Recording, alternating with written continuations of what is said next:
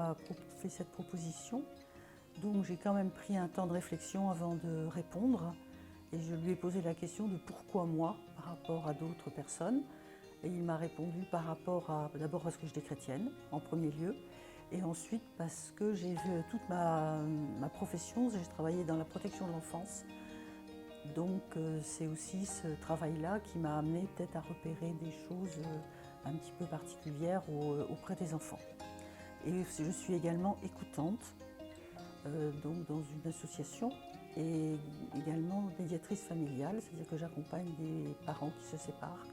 Et là aussi, il y a parfois des difficultés avec les enfants et donc l'expérience fait qu'on peut repérer parfois des choses difficiles.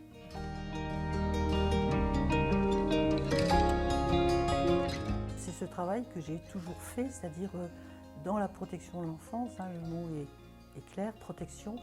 Et je me suis dit que dans cette commission, il y avait peut-être à protéger, à pouvoir aider les personnes qui sont aujourd'hui adultes, mais qui restent marquées par cette histoire d'enfance. Donc là, il y avait un travail à faire et un travail surtout de prévention autour de qu'est-ce que ça ne, comme ça a déjà été dit, il ne faut pas que ça se reproduise, surtout pas.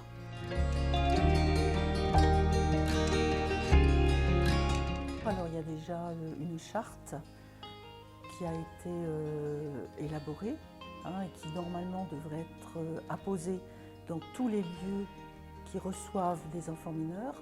Une charte donc j'ai envie de dire de bonne conduite par rapport aux adultes, mais également avec le numéro de téléphone, différents numéros de téléphone où les enfants mineurs pourraient éventuellement appeler s'il se passait quelque chose. Donc ils seraient tout de suite en lien avec une personne qui pourrait les écouter et les amener à en parler. Il y a donc ça, il y a la charte, il y a donc la formation pour former toutes les personnes qui sont auprès des enfants mineurs.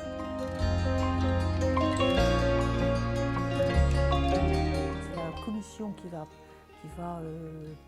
proposer cette formation, qui va chercher les personnes, qui va l'organiser parce cette commission est totalement indépendante du diocèse. On a été nommé par l'évêque, mais on est indépendant.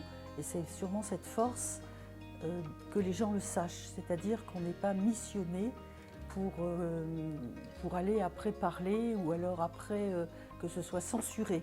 On a vraiment cette liberté-là d'indépendance.